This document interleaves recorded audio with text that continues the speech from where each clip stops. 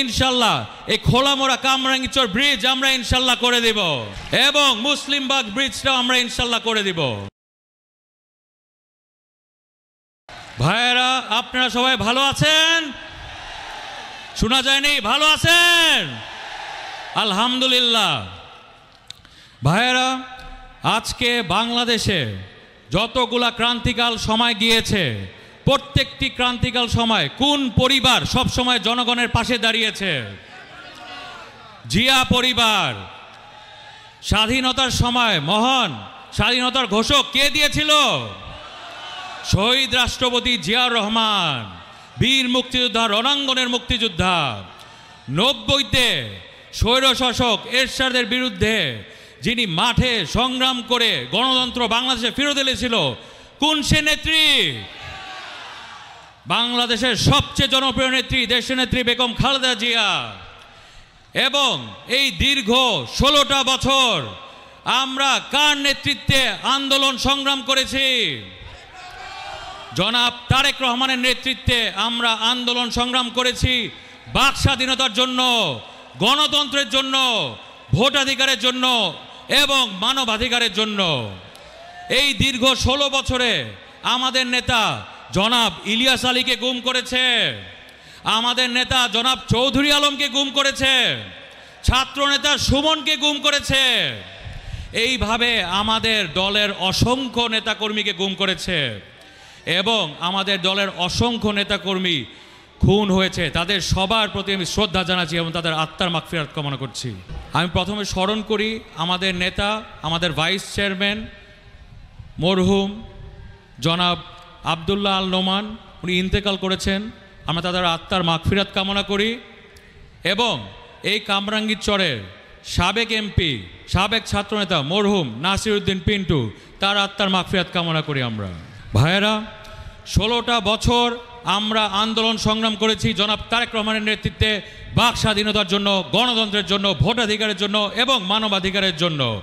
এই আন্দোলনের পরই সমাপ্তি ঘটে ছাত্র জনতার আন্দোলনের মধ্য দিয়ে, যেখানে হাজার হাজার ছাত্র জনতা শহীদ হয়। তাদের সবার আত্মার মাগফিরাত কামনা করছি এবং তাদের প্রতি শ্রদ্ধা জানাচ্ছি। আমরা এতদিন আন্দোলন সংগ্রাম করেছি বাক স্বাধীনতার জন্য, গণতন্ত্রের জন্য, ভোটাধিকারের জন্য এবং মানবাধিকারের জন্য। এখন আমরা আমাদের জননেতা জনাব তারেক রহমানের নেতৃত্বে আমরা সংগ্রাম করছি রাষ্ট্র কাঠামো মেরামতের জন্য। আপনারা যারা সামনে আছেন, মঞ্চে যারা আছেন, বামে ডানে, আপনাদের নামে বিভিন্ন সময় বিভিন্নভাবে 16 বছরে আমাদের নামে মিথ্যা মামলা, হামলা, হুলিয়া, বাসায় থাকতে পারেননি, পারছিলেন? এই সবের বিরুদ্ধে এত অন্যায় অবিচার করা হয়েছিল, এইসবের বিরুদ্ধে আপনারা কিভাবে প্রতিশোধ নেবেন আমাকে বলেন।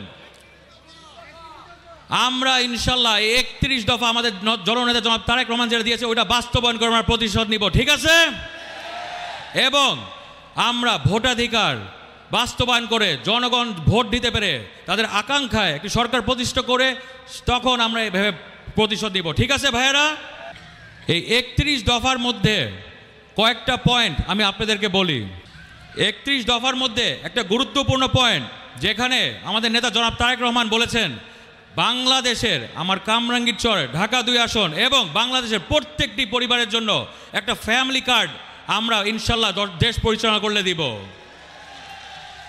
সেই ফ্যামিলি কার্ডটা কিন্তু ভাই আমার পুরুষ ভাইদের নামে হবে না, কিন্তু সেটা হবে আমার মা বোনদের নামে।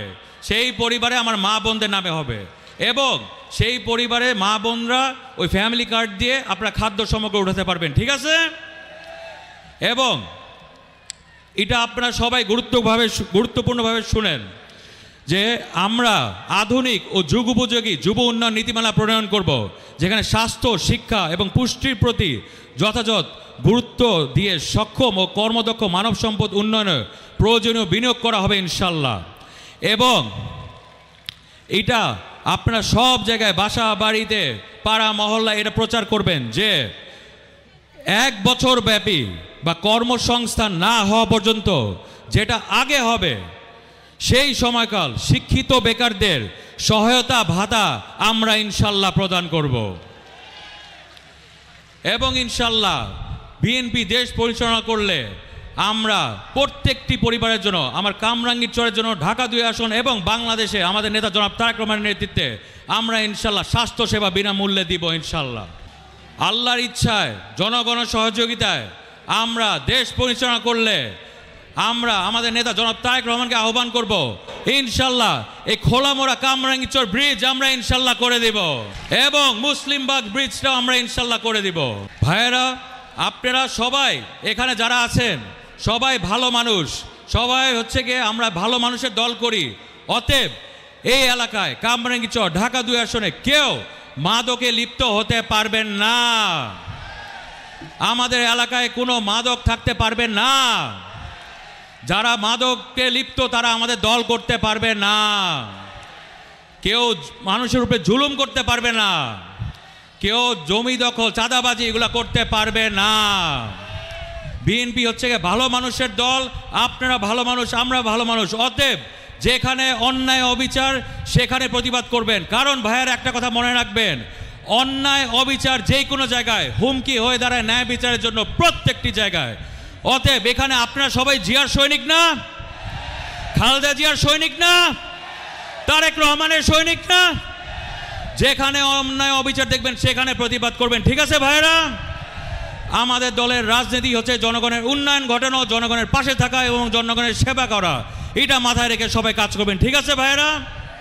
সামনে আমাদের মাননীয় প্রধান উপদেষ্টা উনি ঘোষণা দিয়েছেন যে এ বছরের শেষে নির্বাচন হবে।